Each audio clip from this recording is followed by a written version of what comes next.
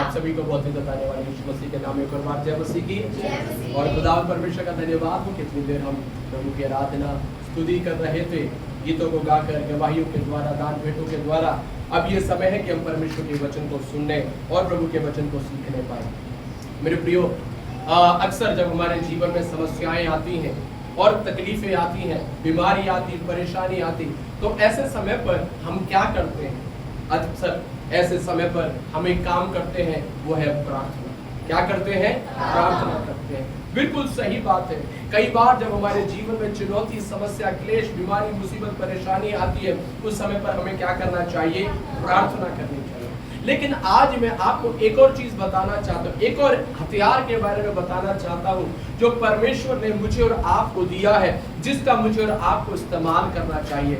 और दूसरा हथियार आपको मालूम है क्या है? वो दूसरा हथियार है आराधना। हालेलुया!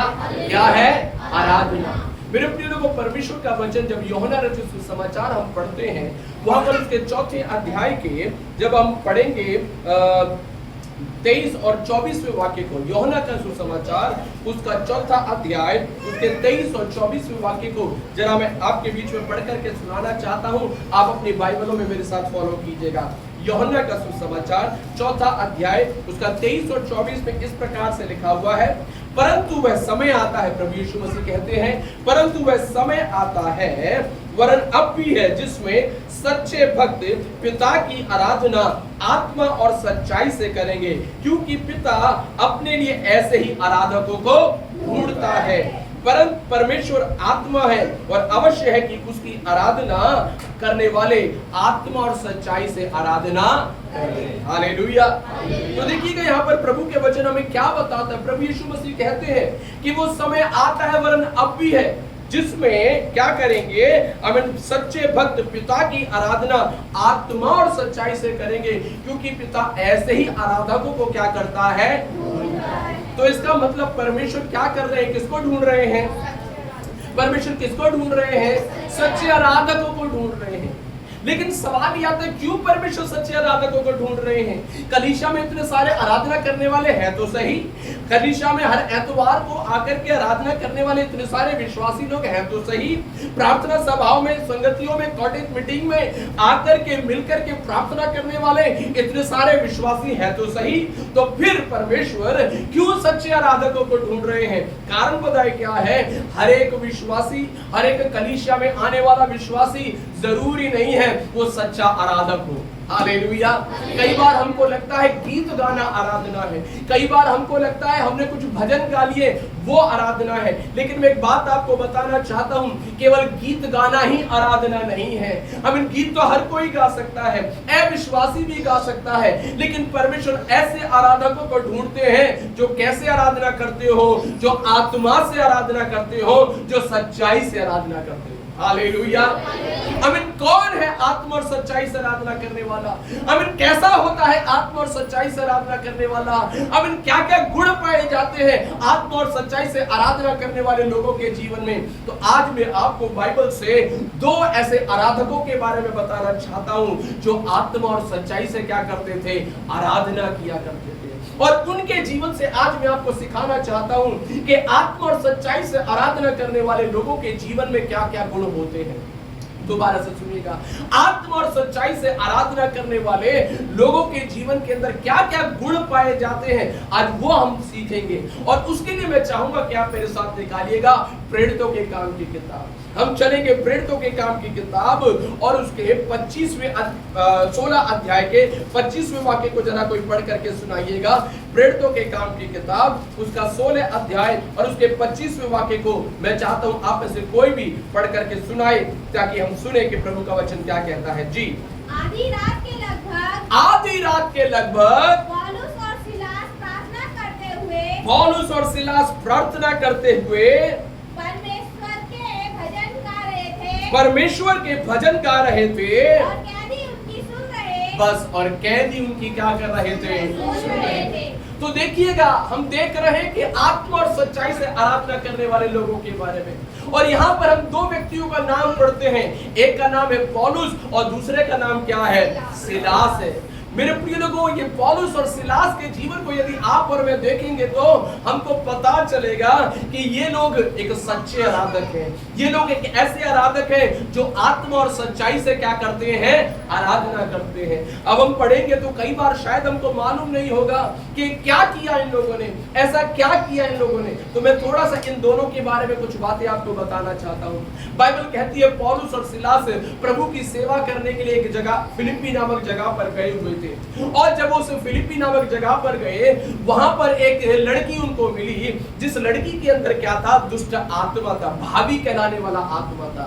और इस दुष्ट आत्मा की सहायता से ये लड़की जो क्या करती थी, कुछ पैसे को कमाया करती थी। और इस लड़की के जो मालिक थे, इस लड़की को इस्तेमाल करके, इसके अंदर के दुष्ट आत्मा को इस्तेमाल करते करके क्या करते थे, लोगों से पैसे इकट्ठा करते थे, या ऐसे कह लीजिएगा पैसों को कमाया करते थे। ये परमेश्वर का दास पौलुस जब उस जगह पर गया और उसने इस लड़की को देखा, तो उस परमेश्वर के दास पौलुस ने पता है क्या कर दिया, उस लड़की के अंदर जो दुष्ट आत्मा था उसे डांट दिया, और वो दुष्ट आत्मा उसके अंदर से क्या हो गया, निकल गया।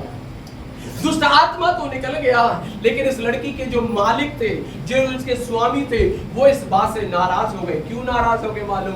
क्योंकि अब उसके अंदर वो दुष्ट आत्मा नहीं है, वो दुष्ट आत्मा भविष्य नहीं बता सकता, वो दुष्ट आत्मा पहले जो किया करता था वो सब कुछ नहीं कर सकता। एक तरह से कहा जाए, इनके मालिकों का पैसा कमाने का आमदनी की सारी आशा क्या हो गई, खत्म हो गई। और इस वजह से ये लोग क्या हो गए, क्रोधित हो गए, बड़ा गुस्सा हो गए, और जाकर के इन्होंने क्या किया, हाकिमों के पास गए, हाकिमों से शिकायत की, और इन दोनों को, पौलुस और सिलास को पकड़वा दिया। और इन दोनों को पकड़वा करके, बाइबल में ऐसे लिखा हुआ है, उसके अगर 23वें पद को 16 के 23 को पढ़ेंगे तो वहां पर ऐसे लिखा हुआ है, बहुत बेते लगवाकर उन्होंने उन्हें बंदी गृह में डाल दिया, और दरोगा की आज्ञा दी कि उन्हें चौकसी से रखे। और उसने ऐसी आज्ञा पाकर उन्हें भीतर की कोठरी में रखा, और उनके पांव काठ में क्या कर दिए, ठोक दिए। देखिएगा, कोई बड़ा अपराध किया क्या, कोई बुरा काम किया क्या, लेकिन हमें क्या मिला उनको? बाइबल कहती है नंबर 1, उनको क्या मारे गए, बेते मारे गए, है ना। उनको हमें क्या किया गया, छड़ी से, बेतों से उनकी पिटाई की गई। और बाइबल कहती है बेते मारने के बाद भी काफी नहीं हुआ, उनको कहां पर डाल दिया, जेल के अंदर, बंदी गृह के अंदर डाल दिया। और उसके बाद केवल बंदी गृह में ही नहीं डाला, बाइबल कहती है उनके पांव को काठ में क्या कर दिया, ठोक दिया गया। और मेरे प्रिय लोगों, जब वो इस अवस्था में, बाइबल कहती है आधी रात के लगभग वे क्या कर रहे थे, बाइबल कहती है वो प्रार्थना करते हुए परमेश्वर के भजन गा रहे थे। Hallelujah, hallelujah. आधी रात के लगभग वो भजन गाते हुए, क्या वो प्रार्थना करते हुए क्या कर रहे हैं, भजन गा रहे हैं। इसलिए मैंने कहा ये कौन है, आत्मा और सच्चाई से आराधना करने वाले सच्चे आराधक हैं। हालेलुया। जब इन लोगों के जीवन के ऊपर मनन कर रहा था, मैंने 3 बातें सच्चे आराधकों के बारे में सीखी। वो 3 बातें मैं आपको बताना चाहता हूँ। नंबर 1, सबसे पहली बात जो हम इनके जीवन से सीखते हैं वो ये है कि एक सच्चा आराधक अपने मुंह की चौकसी करता है। दोबारा से सुनिएगा, एक सच्चा आराधक अपने मुंह की क्या करता है, चौकसी करता है। अब आप बोलेंगे पास्टर जी आप ऐसा क्यों कह रहे हैं, मैं आपको बताता हूँ। मेरे प्रिय लोगों, जैसे भी मैंने आपको इन दोनों के बारे में बताया, इनको क्या क्या लगा था, बेते मारा गया, बेते मारने के बाद इनको क्या कर दिया गया, बंदी गृह में डाल दिया गया। बंदी गृह में डालने के बाद क्या किया गया, उनके पांव को काठ में क्या कर दिया, ठोक दिया गया। और फिर बाइबल कहती है आधी रात के लगभग, सुनिएगा, जब पिटाई पड़ती है ना, मुझे मालूम नहीं आप में से कितने लोगों ने पिटाई खाया है कभी। मैंने अपने पिताजी से बहुत पिटाई खाया है। जब मैं छोटा था बहुत क्या करता था, बहुत नटखट था, बहुत परेशान करता था अपने पापा को, और मेरे पिताजी ने बहुत मेरा क्या किया, पिटाई किया। एक बार तो इतना पिटाई किया कि मेरे पापा के दोनों हाथ काम करना बंद कर दिए, लेकिन मैं पिटाई खाता रहा, इतना मजबूत हो गया था, है ना। मेरे पापा भी बोलते तू पिटाई खा करके क्या हो गया है, पूरा मजबूत हो गया। मैं आपको बताता हूँ, अनुभव से बताता हूँ। जब बेते पड़ती है या झाड़ू पड़ती है या लकड़ी पड़ती है, जब पहला या दूसरा पड़ता है ना तभी दर्द होता है, फिर उसके बाद आप कितना भी मारते रहो फिर दर्द नहीं होता। सच में आपको बता दूं, कितना भी मारते रहो, फिर 2-3 पहले पड़ेंगे तब दर्द होगा, फिर उसके बाद कितने भी मारते रहो फिर कोई दर्द होने वाला नहीं है। कारण क्या है? हमारा शरीर जो है एकदम गर्म हो जाता है और फिर हमें उस दर्द का असर नहीं होता है। ओ उस समय तो हमको लगेगा ओ मैं तो क्या हो गया हूँ, पत्थर का बन गया हूँ, या आई एम आयरन मैन, मैं लोहे का बन गया हूँ, कोई दर्द नहीं हो रहा है। लेकिन आपको मालूम है उस समय तो दर्द नहीं होता है, उस समय तो दर्द नहीं होता है। लेकिन उसके बाद जब आप रात को सोने के लिए जाएंगे ना, जब रात को सोने के लिए जाएंगे और जैसे जैसे रात का पहर बढ़ेगा, जैसे जैसे रात का पहर बढ़ता जाएगा, आपके शरीर के अंदर क्या बढ़ता जाएगा? फिर उस जो पिटाई खाया है ना, फिर जो बेते खाया है ना, फिर जो हमें झाड़ू खाया है ना, फिर जो लाठी खाया है ना, फिर उसका दर्द क्या होना शुरू करेगा, फिर वो असर दिखाना शुरू करेगा। राइट? अब मैं चाहता हूँ थोड़ी देर आप मेरे साथ कल्पना कीजिएगा, ये लोग बेते खा करके आए हैं और अब रात हो गई है, वो शायद वहां पर पड़े हुए होंगे, मुझे मालूम नहीं, ऐसे लिखा उनके पैरों को काट में ठोक दिया गया, हाथों को पता नहीं बांधा था नहीं बांधा था, वो वहां पर पड़े हुए हैं। और जैसे जैसे रात बढ़ रही होगी, इनके शरीर के अंदर का दर्द क्या हो रहा होगा? शरीर के अंदर का दर्द क्या हो रहा होगा? बढ़ रहा होगा। और जैसे जैसे शरीर के अंदर दर्द बढ़ रहा होगा, जैसे जैसे शरीर के अंदर दर्द बढ़ रहा होगा, वो करहा रहे होंगे। और कराहते कराहते अगर मैं और आप उनकी जगह पर होते तो पता है क्या करते? मैं और आप उनकी जगह पर होते तो सबसे पहले हम इन परमेश्वर को कोसना शुरू करते। हे परमेश्वर, तूने क्या करवा दिया? मैं तो तेरी सेवा के लिए निकला था, मैं तो तेरी सेवा के लिए निकली थी, मैंने तो उसके लिए मैं तो प्रार्थना करने के लिए गया था, वो प्रार्थना करने के लिए गया, तूने मुझे कहां पर डलवा दिया? जेल में डलवा दिया। हे परमेश्वर, मुझे इतना पिटाई खाना पड़ा, प्रभु तूने मुझे बचाया तक नहीं। हो सकता है मैं और आप होते तो क्या करते? परमेश्वर को कोसना शुरू करते। ओके, मान लीजिए अगर आप प्रभु को नहीं भी कोस रहे होते तो पता क्या करते? फिर हम उनको कोसना शुरू करते जो लोग जिन्होंने क्या किया, वो बेटे हमको मारा, जिन्होंने हमें जेल में डाला। हम बोलते हे परमेश्वर उनका नाश हो जाए, हे परमेश्वर उनका हाथ टूट जाए, हे परमेश्वर उनके साथ ऐसा हो जाए वैसा हो जाए। करते या नहीं करते? कई बार करते हैं कि नहीं करते हैं? करते हैं। कई बार जब हमारे जीवन में समस्या आती, जिस व्यक्ति के कारण आती, कोई हमारे साथ बुरा करता, कोई हमारे साथ भला गलत काम करता, हम क्या करना शुरू कर देते हैं? उसे कोसना शुरू कर देते हैं, उसे श्राप देना शुरू करते हैं। लेकिन बाइबल यहाँ पर पता है क्या कहती है? उनको दर्द तो था, उनको पीड़ा तो थी, लेकिन पीड़ा के समय पर, उस दर्द के समय पर ना तो उन्होंने परमेश्वर को कोसा, उस पीड़ा के समय पर ना तो उन्होंने उन लोगों को कोसा, ना तो उन्होंने उस दरोगा को कोसा, ना तो उन्होंने उन सिपाहियों को कोसा, उन्होंने किसी को नहीं कोसा। कारण बताए क्या है? क्या उनके मन के अंदर भावना नहीं आ रही होंगी? आ रही होंगी, लेकिन उन्होंने अपने मुंह की क्या की? चौकसी। कोई भी बुरी बात, कोई भी गलत बात उन्होंने अपने मुंह से निकलने नहीं दी। कई बार जब परेशानियां आती हैं, दिक्कतें आती हैं, मुसीबतें आती है, क्लेश आता है, तो कई बार हमारे अंदर से भी क्या निकलना शुरू हो जाता है? कई तरह की नकारात्मक बातें, कई तरह की बुरी बातें। कई बार तो हम परमेश्वर से कहना शुरू कर देते हैं, ओ परमेश्वर तूने भी मुझे छोड़ दिया, परमेश्वर तू भी मेरा सहायता नहीं कर रहा। मेरे प्रियो, एक बात मैं आपको बताना चाहता हूं, अगर आप और मैं परमेश्वर के सच्चे आराधक हैं तो अपने मुंह की चौकसी करिएगा। खबरदार कोई भी अनुचित बात मेरे और आपके मुंह से ना निकलने पाए। Hallelujah, hallelujah. एक बार एक जगह पर यीशु मसीह ने इस प्रकार से कहा, यीशु ने कहा, क्या एक सोते से 2 तरह का पानी निकल सकता है क्या? क्या एक सोते से खारा और मीठा दोनों तरह का पानी निकल सकता है क्या? नहीं निकल सकता, बिल्कुल नहीं निकल सकता। ठीक वैसे ही हमारा मुंह एक सोते के समान है, हमारा मुंह एक सोते के समान है, जिससे हम हर समय, हर एतवार को प्रभु की उपस्थिति में आकर के क्या करते हैं? प्रभु की आराधना करते हैं। तो फिर ये कैसे संभव है? जिस मुंह से हम प्रभु की आराधना करते हैं, उसी मुंह से हम श्राप निकाल रहे हैं। ये कैसे संभव है? जिस मुंह से हम परमेश्वर की बढ़ाई करते हैं, जिस मुंह से परमेश्वर की वचन की घोषणा करते हैं, उसी मुंह से हम नकारात्मक बातें निकाल रहे हैं। मेरे प्रिय लोगों, अगर आज हमें से कोई भी ऐसा व्यक्ति है, अगर आपके जीवन में ऐसी बातें पाई जाती हैं, मैं आपको बताना चाहता हूं, इन बातों को अपने जीवन से दूर करिएगा। अपने मुंह की चौकसी कीजिएगा, अपने मुंह की चौकसी कीजिएगा, क्योंकि हम इसी मुंह से क्या करते हैं, उस परमेश्वर की महिमा करते हैं, इसी मुंह से अन्य भाषा बोलते हैं, इसी मुंह से गीतों को गाते हैं, इसी मुंह से गवाही देते हैं, इसी मुंह से वचन सुनाते हैं, इसी मुंह से हम परमेश्वर की महिमा और आराधना करते हैं। लेकिन जब समस्या आए तो फिर इसी मुंह को क्या करते हैं, हम गाली देने के लिए, कोसने के लिए, श्राप देने के लिए, उल्टा सीधा बोलने के लिए क्या करते हैं, इस्तेमाल करते हैं। यीशु ने कहा एक सोते से दो तरह का पानी नहीं निकल सकता। अगर आज हमारे जीवन में ऐसे का स्वभाव पाया जाता है, अगर आज हमारे जीवन में ऐसा स्वभाव पाया जाता है, मैं आपको कहना चाहता हूं अपने मुंह पर चौकसी कर, अपने मुंह की चौकसी करे। समय नहीं है, नहीं तो मैं आपको बताता।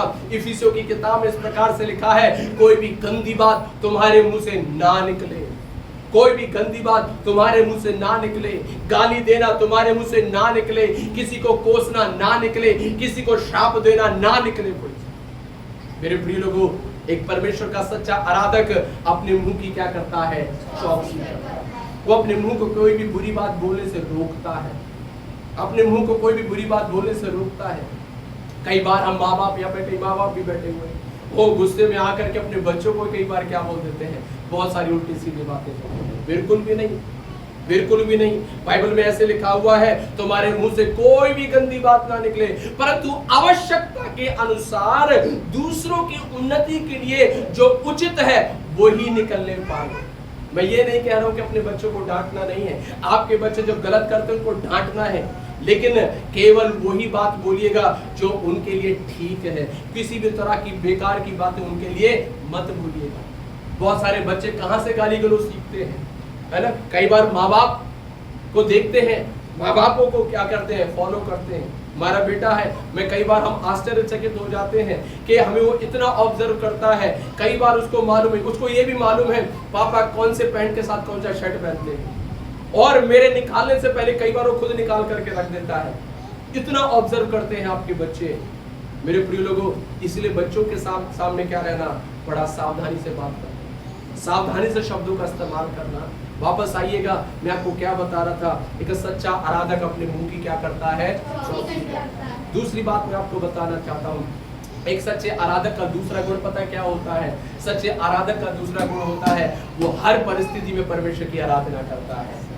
वो हर परिस्थिति में क्या करता है, परमेश्वर की आराधना करता है। बाइबल कहती है आधी रात के लगभग वे किसी को गाली नहीं दे रहे थे, आधी रात के लगभग वे किसी को कोस नहीं रहे थे, वे आधी रात के लगभग किसी को श्राप नहीं दे रहे थे, लेकिन आधी रात के लगभग ऐसे लिखा हुआ प्रार्थना करते हुए वे परमेश्वर के भजन गा रहे थे। परमेश्वर के हमारे भजन कब निकलते हैं, हमारे गीत कब निकलते हैं, हमारी आराधना कब निकलती है?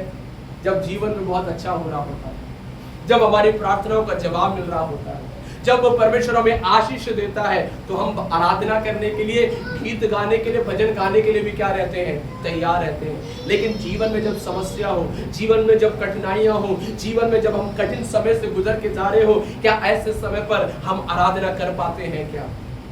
क्या ऐसे समय पर हम बोल पाते हैं कि परमेश्वर तू सचमुच महान है, परमेश्वर तू सचमुच भला है? मेरे प्रिय लोगों, खुशी के समय पर, आनंद के समय पर आराधना करना आसान है, खुशी के समय पर, आनंद के समय पर प्रभु की महिमा करना आसान है, लेकिन सच्चा आराधक वो होता है जो विपरीत परिस्थिति में भी, वो जो हालेलुया कठिन परिस्थिति में भी परमेश्वर की आराधना करता है। आमेन, आमेन। हम भजन संहिता पढ़ते हैं, 150 भजन संहिता है, कम से कम उसमें से 70 से 75% भजन संहिता राजा दाऊद के द्वारा लिखे गए हैं। और आपको मालूम हो, राजा दाऊद ने अधिकांश जो भजन संहिता है ना, अपने खुशी के समय पर नहीं लिखे हैं, अपने आनंद के समय पर नहीं लिखे हैं। उसने पता है वो भजन संहिता कब लिखे, जब शत्रुओं ने उसे घेर करके रखा हुआ था। उसने भजन संहिता उस समय पर लिखे जब खतरा उसके चारों तरफ था। उसने वो भजन उस समय पर गाए जब वो अकेला पड़ा हुआ था, जब उसे कोई देखने वाला नहीं था। और वो भजन वो अपने वीणा को लेता है और वीणा बजा बजा करके परमेश्वर के लिए नए नए गीत लिखता भी है और परमेश्वर की आराधना करता है। हालेलुया। एक सच्चा आराधक केवल आनंद के समय पर ही आराधना नहीं करता, कई बार हम विश्वासी लोग क्या करते हैं, जब जीवन में प्रभु ने आशीष दिया हो, फिर उस एतवार को तो हम क्या करेंगे, बड़ा उछल के, बड़ा हाथ उठा करके प्रभु की आराधना करेंगे। लेकिन उस समय पर क्या, जब प्रभु ने आपकी प्रार्थना का जवाब अभी तक नहीं दिया है, क्या मैं और आप उस समय पर प्रभु की आराधना कर पाएंगे? क्या उस समय पर क्या, जब परमेश्वर हमारी ना सुन रहा हो, क्या उस समय पर हम आराधना कर पाएंगे? क्या उस समय पर क्या, जब हम किसी समस्या से, कोई किसी कठिनाई से होकर के गुजर रहे हैं, क्या उस समय पर हम प्रभु की आराधना कर पाएंगे? क्या मेरे प्रियो, एक सच्चा आराधक मौसम के समान नहीं होता है। एक सच्चा आराधक हर परिस्थिति में आराधक बना रहता है। हालेलुया। और मैं आपको बताना चाहता हूं, अगर आज आप कठिन समय से होकर के गुजर रहे हैं, प्रार्थना बहुत जरूरी है। बाइबल कहती है वे प्रार्थना करते करते क्या करने लगे, आराधना करने लगे, भजन गाने लगे। केवल प्रार्थना मत करते रहिएगा, केवल प्रार्थना मत करिएगा, अपने समस्याओं के लिए प्रार्थना कीजिएगा, मैं मना नहीं कर रहा हूं, लेकिन प्रार्थना के साथ साथ परमेश्वर की आराधना भी करते रहे, परमेश्वर की स्तुति भी करते रहे, परमेश्वर की महिमा भी करते रहे। बाइबल में हम पढ़ते हैं यरीहो की दीवार के बारे में। कितने लोगों ने यरीहो की दीवार के बारे में पढ़ा है? एक ऐसी लंबी चौड़ी दीवार थी, आमीन, जिसको कोई गिरा नहीं सकता था, लेकिन वो दीवार क्या कर दी गई, गिरा दी गई। कौन सी ऐसी मशीन का इस्तेमाल किया था उस दीवार को गिराने के लिए? कोई मशीन नहीं, आराधना के द्वारा। किसके द्वारा? किसके द्वारा? इसीलिए तो हम गाते हैं, आराधना में है छुटकारा, आराधना में है चंगाई। आपको मालूम है, कई बार जब हम अपनी बीमारियों को लेकर और अपने हालेलुया समस्याओं को लेकर प्रभु के आगे आराधना करते हैं, कई बीमारियां आराधना में ही चंगी हो जाती हैं। Hallelujah, hallelujah. हो सकता है हम निर्बल होकर के प्रभु की उपस्थिति में होंगे, आप आराधना करना शुरू करिए, उस निर्बलता में वो परमेश्वर का सामर्थ आपके ऊपर उतर के आ जाएगा। मेरे प्रिय लोगों, एक आराधना करने वाले बन जाएं, एक आराधना करने वाले बन जाएं। जब आप अपने आप को अकेला महसूस करें, प्रभु की आराधना करना शुरू करें, परमेश्वर के गीतों को गाना शुरू करें, उन गीतों के द्वारा परमेश्वर आपको भरने लग जाएगा। Praise hallelujah, hallelujah. दाऊद वही किया करता था। दाऊद को तसल्ली देने वाला कोई नहीं था, दाऊद को ढांढस देने वाला कोई नहीं था, दाऊद के कंधे पर हाथ रख करके उसे हिम्मत देने वाला कोई नहीं था। He was all alone, वो पूरा अकेला था। लेकिन उस अकेलेपन में उसने क्या करना शुरू किया, उसने भजन गाना शुरू किया। और वो भजन गाता, एक भजन गाता उसे सामर्थ्य मिलता, दूसरा भजन गाता उसे सामर्थ्य मिलता, और ऐसे ही भजन गा गा करके, आराधना कर करके उसने प्रभु से क्या पाया, बड़े सामर्थ्य और अभिषेक को प्राप्त किया। मेरे को एक सच्चा आराधक हर परिस्थिति में क्या करता है, आराधना करता है। एक सच्चा आराधक हर परिस्थिति में क्या करता है, आराधना करता है। जल्दी से मैं तीसरी बात आपको बताना चाहता हूँ सच्चे आराधक के बारे में। और सच्चा आराधक का तीसरा गुण पता क्या होता है, वो कभी भी हिचकिचाता नहीं, आराधना करने से कभी भी हिचकिचाता नहीं। बाइबल कहती है, जब हम इनके बारे में पढ़ते हैं, ऐसे लिखा हुआ है, आधी रात के लगभग वे प्रार्थना करते हुए भजन गाने लगे और कैदी उनकी तो इसका मतलब कैसे गा रहे होंगे, कैसे गा रहे होंगे, कैसे गा रहे थे?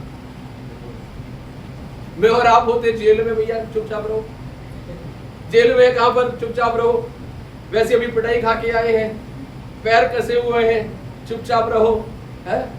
वो दरोगा गुस्सा ना हो जाए, कहीं सिपाही कोई गुस्सा ना हो जाए।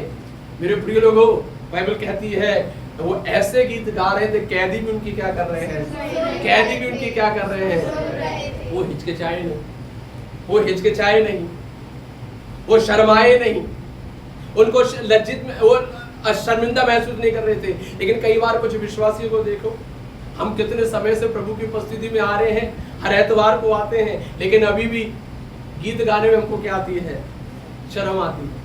बहन जी आप गाते क्यों नहीं हो, तालियां क्यों नहीं बजाते हो? पास्टर जी बड़ी शर्म आती है। भाई साहब आप क्यों प्रभु के लिए आवाज निकाल करके गाइए ना, पास्टर जी शर्म आती है, क्या करें? मेरे प्रिय, एक बात मैं आपको बताना चाहता हूँ, एक सच्चा आराधक कभी भी शर्माता नहीं है। प्रभु की आराधना करने से वो क्या नहीं करता, शर्माता नहीं है। आज हमको बड़ा शर्म आता है, ओ मैं कौन हूँ, अरे मेरे बच्चे हैं यहाँ पर, मेरी बीवी और मेरी पत्नी मुझे देखेंगे तो मुझे क्या बोलेंगे, पापा कैसे प्रार्थना करें, पापा कैसे हाथ उठा करके आराधना कर रही है। ओ मेरी बहुएं यहाँ पर, वो मेरे बारे में क्या सोचेंगे, या मेरी पत्नी है, मेरे पति है, पता नहीं मेरे पति क्या सोचेंगे, मेरे छोटे बच्चे क्या सोचेंगे। एक बात मैं आपको बता दूं, उस सब बातों के बारे में सोचना बंद कर दीजिए। हम हमेशा ये सोचते थे वो क्या सोचेंगे, ये क्या सोचेंगे। जब मैं भी प्रभु में जब नया नया आया था, जब मैं आगे सबसे आगे जाकर के बैठा करता था और मैं सबको देखा करता था कि सब बड़े एकदम क्या बोलते प्रभु में खो जाते और खो करके वो प्रभु की आराधना करते थे। मैं सोचा करता था ये लोग कैसे प्रभु की आराधना करते हैं। मुझे बड़ा शर्मिंदगी होती थी, मुझे बड़ा शर्मिंदगी महसूस होती थी। मैं बीच बीच में आगे खोल करके ऐसे देखता रहता था। फिर एक दिन क्या हुआ, परमेश्वर के दास आए और उन्होंने मेरे सर के ऊपर हाथ रख करके प्रार्थना करना शुरू किया। जब उन्होंने प्रार्थना करना शुरू किया, मुझे मालूम नहीं है क्या हुआ और मैं ऐसे आत्मा में भर गया और मैं उछल उछल करके परमेश्वर की आराधना करने लगा। Hallelujah, hallelujah. एक सच्चा आराधक कभी भी दूसरों के बारे में नहीं सोचता। कई बार हमको पता है क्या लगता है, ओ हम कई बार सोचते मैं बड़ा हूँ। मैं कौन हूँ? बड़ा हूँ। अरे छोटे बच्चे आराधना, गीत गाना, ताली बजाना, ये सब किसका काम है? छोटे बच्चों का काम है। मैं आपको बाइबल में एक व्यक्ति से मिलाता हूँ, उसका नाम है फिर से दाऊद। हालेलुया। बाइबल कहती है वो कौन था? राजा था। कौन था? राजा था। और ऐसे लिखा हुआ है दूसरे शमूएल की किताब में, जब वाचा का संदूक उसके नगर में आया और लेवी लोग उस वाचा के संदूक को उठा करके चल रहे थे, तो ये दाऊद पता है क्या करता है? बाइबल में ऐसे लिखा हुआ है, वो दाऊद उतर के आया और उनके बीच में उछल उछल के क्या करने लगा? नाचने लगा, कूदने लगा। वो प्रेज कौन है जी? राजा। क्या कर रहा है? नाच रहा है। और बाइबल ऐसे बताती है, खिड़की से उसकी पत्नी, उसका नाम था मीकल, वो देख रही थी और खिड़की से देख करके बोलती, अरे ये मेरा पति क्या कर रहा है। और बाद में दाऊद को बुला करके वो डांटती है, तू इतना तुच्छ बन गया है, तू दासियों के बीच में नाच रहा है, लोग तेरे बारे में क्या सोचेंगे। दाऊद बोलता है, मैं अपने परमेश्वर के लिए इससे भी तुच्छ बनने के लिए तैयार हूँ, मैं इससे भी तुच्छ बनने के लिए तैयार हूँ। मैं किसी मनुष्य के लिए नहीं नाच रहा हूँ, मैं किसी मनुष्य के लिए हाथ नहीं उठा रहा हूँ। मैं किसके लिए? मैं अपने परमेश्वर के लिए। हालेलुया। और आपको बता दूं, परमेश्वर दाऊद को आशीष देता गया, लेकिन मीकल के बारे में पता है क्या लिखा हुआ है? मीकल के बारे में लिखा हुआ है कि वो मृत्यु तक, यानी कि जीवन के अंत तक वो बांझ रही। परमेश्वर उसे कोई संतान नहीं दिया। यस, ना तो खुद आराधना करती है और दूसरों को भी आराधना करती है, तो वो दूसरों को भी क्या करती है? तुच्छ समझती है। आराधना को तुच्छ समझने वाले लोग सुन लीजिएगा बड़े ध्यान से। प्रभु की आराधना को तुच्छ समझने वाले लोग सुन लीजिएगा। अब कभी भी परमेश्वर की आराधना को क्या नहीं करना? तुच्छ नहीं करना। कई बार हम पता है क्या करते हैं, ओ अभी तो क्या चल रहा होगा चर्च में? गाने वाने चल रहे होंगे, अभी तो गाने वाने चल रहे होंगे, अभी प्रचार थोड़ी शुरू हुआ होगा, अभी तो क्या चल रहा होगा। मैं कई बार कुछ कलीसियाओं में जाता हूँ, विश्वासी लोग नहीं आते तो बेचारे पास जी क्या करते हैं, फिर 1 घंटे तक वो गाने गाते रहते हैं। कम से कम लोग आए तभी तो प्रचार शुरू करें। मेरे प्रिय लोगों, ये सिर्फ ये टाइम को, गैप को भरने के लिए गीत नहीं गाया जाता है, ये हमारी आराधना है। कभी भी परमेश्वर की आराधना को क्या नहीं करना? तुच्छ मत समझना। ये बस बोलना अभी तो गीत चल रहे होंगे, समय पे आइएगा, क्योंकि हम आराधना में शामिल होना है। हालेलुया। मीकल आराधना को क्या समझती थी? तुच्छ समझती थी। बाइबल कहती है उसने कोई आशीष को प्राप्त नहीं किया, वो बांझ बनी रही, उसको एक भी संतान नहीं हुआ। लेकिन दाऊद हो प्रभु के लिए क्या करने वाला?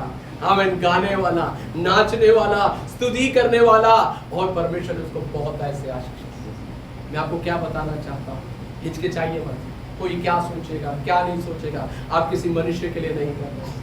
आप जो गीत गा रहे हैं किसी मनुष्य के लिए नहीं गा रहे हैं, आप जो ताली बजा रहे हैं किसी मनुष्य के लिए नहीं बजा रहे हैं, आप जो हाथ उठा रहे हैं किसी मनुष्य के लिए नहीं उठा रहे हैं, आप किसके लिए उठा रहे हैं? परमेश्वर के लिए।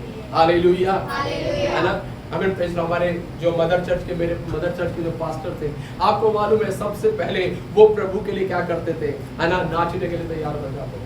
जब वो गीत आता था ना, मुझे अभी भी याद है, वो अपना रुमाल को ऐसे निकाल लिया करते थे और रुमाल को निकाल कर यूं हिला करके, उछल करके, 40-45 साल के थे, फिर भी प्रभु के लिए क्या करते थे? उछल। और आज भी कई बार मैं उनके वीडियोस देखता हूं तो आज भी वही उत्साह उनके अंदर है और प्रभु उनको आशीष देता है। हालेलुया। अगर दाऊद राजा होकर के प्रभु के लिए आराधना कर सकता है, ये परमेश्वर के दास इतने बुजुर्ग होकर के प्रभु की आराधना कर सकते हैं, मैं और आप क्या है? मैं और आप क्या है? कई बार हम अपनी पदवी को, हम मेरे प्रिय लोगों, हमारे पास कुछ भी नहीं है घमंड करने के लिए। कौन सी ऐसी बात है जो आपको आराधना करने से रोक रही है? कौन सी ऐसी चीज है जो आपको आराधना करने से रोक रही है? अगर आपको शर्म आ रही है, उस शर्म को दूर करना है। अगर आपको डर लग रहा है, उस डर को दूर करना है। अगर आपको हेजिटेशन हो रहा है, उस हेजिटेशन को दूर करना है। आज मैं कई बार देखता हूँ कितने लोग इतने समय से कलीसिया में आने के बावजूद भी, आज अगर हमसे पूछेंगे गीत पूछ लीजिएगा, क्या बहन जी आपको एक गीत आता है? एक गीत तक नहीं आता। इतने समय से आ रहे कहां पर? कलीसिया में। आज किसी से बोले कोई स्पेशल एक ऑफरिंग में कोई सॉन्ग आकर के गा लीजिएगा, कोई गाने के लिए तैयार नहीं। इतने समय से गीत तक नहीं सीख पाए हैं क्या? Hallelujah, hallelujah. आइए आराधना करने वाले बन जाए, आराधना करने वाले बन जाए। मेरे प्रिय लोगों, जब आप परमेश्वर के वचन को पढ़ते हैं, बाइबल कहती है पौलुस और सिलास आधी रात के लगभग क्या कर रहे थे? परमेश्वर प्रार्थना करते हुए भजन गा रहे थे और कैदी उनकी सुन रहे थे। पास्टर जी, ये आराधना करने से होगा क्या? प्रार्थना आराधना करने से होगा क्या? जरा उसके अगले वचन को पढ़िएगा, वहां पर ऐसे लिखा हुआ है, जब वो आधी रात के लगभग प्रार्थना और आराधना कर रहे थे, नंबर 1 वहां पर ऐसे लिखा हुआ, कोई पढ़ करके सुना दीजिएगा। इतने में एक बड़ा भूकंप आया। बड़ा भूकंप आया। यहाँ तक कि बंदी गृह की नींव हिल गई। एक मिनट, बंदी गृह की नींव क्या हो गई? बंदी गृह की नींव क्या हो गई? हिल गई। और फिर क्या हुआ? और तुरंत सब द्वार खुल गए। ओ, सारे द्वार खुल गए और सबके बंधन खुल पड़े। और सबके बंधन क्या हो गए? खुल गए। आप बोल रहे हैं कि आराधना करने से क्या होगा? नंबर 1, आराधना करने से तेरी समस्या की जड़ पर परमेश्वर काम करने वाला है। मेरे प्रिय लोगों, बाइबल कहती है वो बंदी गृह कहां से हिल गया?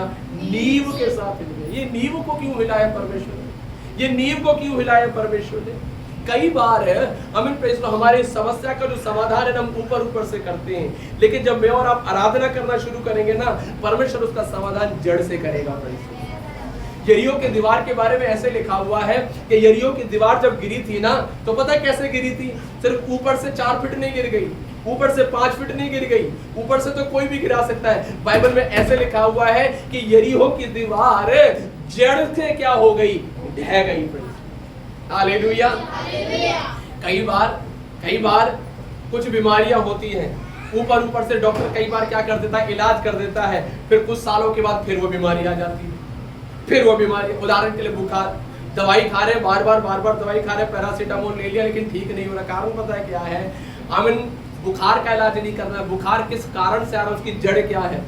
हो सकता है कोई इन्फेक्शन होगा, हो सकता है कोई इन्फेक्शन होगा, वायरल होगा। जब जड़ से इलाज होता है तो पूरा इलाज हो जाता है। परमेश्वर ऐसे ही जब मैं और आप प्रभु की आराधना करते हैं ना, हमारे कई एक विषयों का इलाज, परमेश्वर कई एक समस्याओं का इलाज जड़ से करना शुरू कर देता है। हालेलुया। जब हम प्रभु की आराधना करते हैं तो क्या होता है?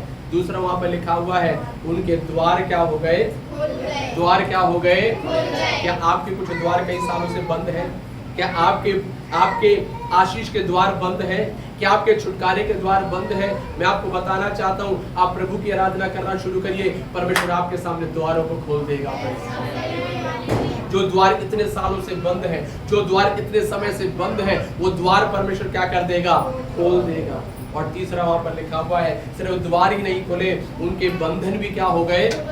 उनके बंधन भी क्या हो गए? क्या आज आप किसी बंधन में पाए जाते हैं? क्या आज आपके घर में कोई बंधन पाया जाता है? क्या आपके रुपए पैसों के ऊपर कोई बंधन पाया जाता है? क्या आपके परिवार के ऊपर कोई बंधन पाया जाता है? क्या आपके बच्चों के ऊपर कोई बंधन पाया जाता है? मैं आपको बताना चाहता हूं, आप प्रभु की आराधना करना शुरू करिए। परमेश्वर का वचन कहता है, उनके बंधन क्या हो गए? खुल गए। आराधना से बंधन क्या हो जाते हैं? खुल जाते हैं। इसलिए गीतकार ने गाया, उसकी महिमा करो, बंधन टूट जाएंगे, मेरा यीशु मौजूद है। मेरे प्रियो, आराधना के द्वारा बंधन टूट जाते हैं, बंद द्वार खुल जाते हैं। समस्या जड़ से क्या होना शुरू कर देती है? फिर हिलना शुरू कर देती है। क्यों ना मिलकर के उस प्रभु की आराधना। अगर अभी तक आप आराधना को तुच्छ समझते थे, अगर अभी तक आप आराधना को बहुत ही छोटी सी बात समझते थे, आज मेरे प्रिय लोगों, उस आराधना को अपने जीवन में महत्व देना शुरू करें और आज से एक सच्चे आराधक बन जाए जो आत्मा और सच्चाई से प्रभु की क्या करते हैं, आराधना करते हैं। बेकार की बातों के लिए अपने मुंह को ना खोले, हर परिस्थिति में प्रभु की आराधना करें, कभी भी शर्माए नहीं, हिचकिचाए नहीं, प्रभु की आराधना करना शुरू करें। आइए मेरे प्रिय लोगों, हम अपने जीवन को समर्पित करें और हम मिलकर के प्रार्थना में जाएं। आज प्रभु ने अगर आपसे बातें किया है, आप जानते हैं प्रभु ने आपको किस विषय में बातें किया है, आप अपने आप को प्रभु के आगे समर्पित कर सकते हैं। हालेलुया।